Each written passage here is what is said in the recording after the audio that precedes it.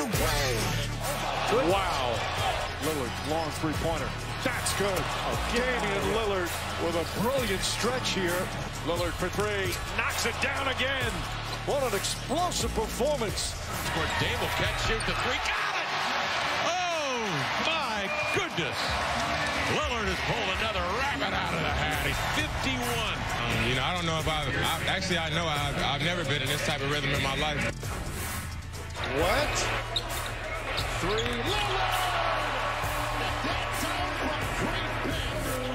Denson free, a three. 61 points for Dame Dollar. Woo! Although I don't know if Zach Collins should dance like that. Tonight we got a great doubleheader on ESPN. First at 8 Eastern, red hot Raptors versus the Pacers, also doing quite well. And then at 10:30, it is Dame time. The Blazers taking on the Jazz. Two good games. And it all starts with NBA Countdown, 7 o'clock Eastern on ESPN. All right, welcome back to The Jump. Let's discuss the team with the league's best record, the Milwaukee Bucks. They continued to roll last night, beating the Sixers by 11. They are 9-1 in their last 10 games, and Giannis not shy about his opinion of his team after last night. Here's what he had to say. You know, I think we're the best team in the NBA. We have the best record in the NBA. For me, I think there should not be, you know, any change, and thank God there wasn't. I think the guys that we have, you know, the chemistry that we have in the team is amazing right now. The guys that we have, they're playing great, and you know, these are the guys that I'm going to go to war with. These are the guys that I've been going to war with all season, and you know, I'm happy that we still have the same team. Confident in his guys. All right, I mean, do you agree with Giannis? Best record, do you think that means that they are the best team in the NBA? I would say right now they are. He's playing at a phenomenal rate. It looks like he's headed towards the second MVP with no question there. I'm not going to say no question. I kind of feel like it is, especially when you consider he plays 31 minutes a night. What he's doing in that amount of time, I don't think it's ever happened in the history of the NBA. Yep, fair. Now, the problem is they still have flaws, small weaknesses, but definitely that could be exploited, especially in the context of a 7-game series.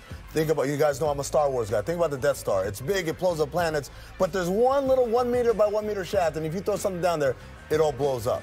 That's what the Bucks are like. And that flaw for me is offensively, I'm going to have to see Giannis hit shot after shot after shot from the three-point line as a game plan for me to change the way I defend them. And then more importantly, defensively, they give up a lot of threes. They're a very aggressive defense at the point of attack.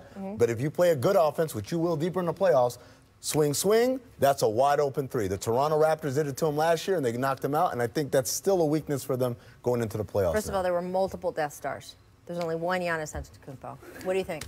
I'm with Giannis on this one. They are the best team in the league. They have zero flaws, in my opinion. I think when you look at their roster, they're complete.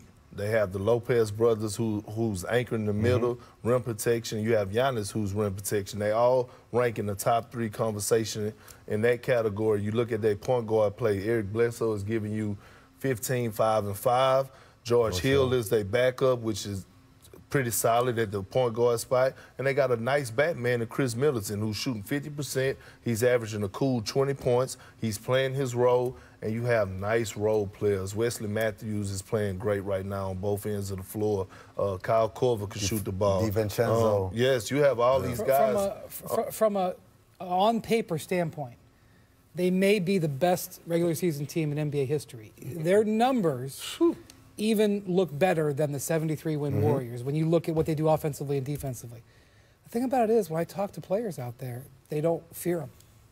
And maybe that's going to be something that Giannis hammers home and says, you're going to fear me in May and June. Maybe that'll be the case, but teams don't fear them. Based on those stats, they should, though. Hey, guess what? To those teams that don't, I feel sorry for their loss. Wow.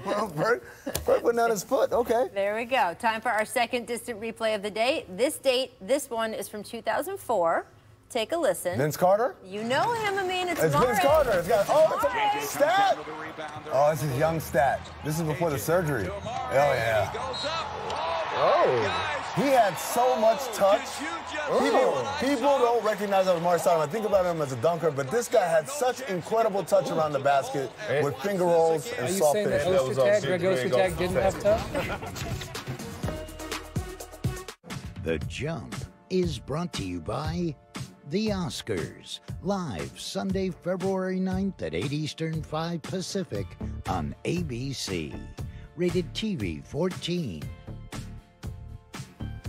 Hey, this Saturday on ABC, LeBron, Anthony Davis, and the Lakers visiting the Warriors. Hey, Andrew Wiggins is a Warrior now. Our coverage tips up with the Jump Warrior pregame show, 8 Eastern, 5 Pacific, ABC. And Thursday and Friday of next week, we're taking the Jump on the road to Chicago for All-Star Weekend. We will be live from Navy Pier. You can join our audience. You might catch Dwayne Wade, Trae Young. Many other special guests will be swinging by our set, so I will see all of you guys in the Windy City.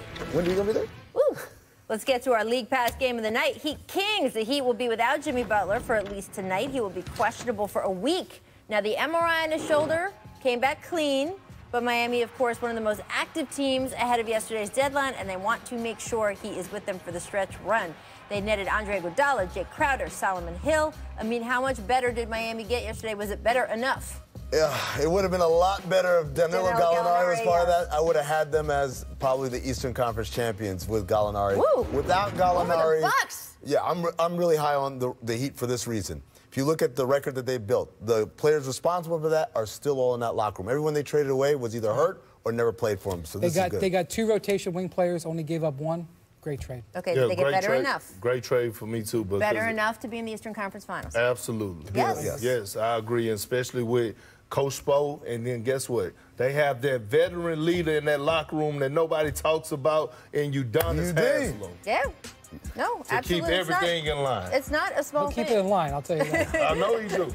Absolutely. Well, the ESPN has the Eastern Conference Finals this year. So, speaking on behalf of 4 people, Clevelander, we're going to be at the Clevelander. Like the city of Miami. I'm just saying. Thank you to Brian and me, Kendrick Perkins. The Jump live from Chase Center tomorrow on ABC. Join us, 8 o'clock Eastern. We'll see you there.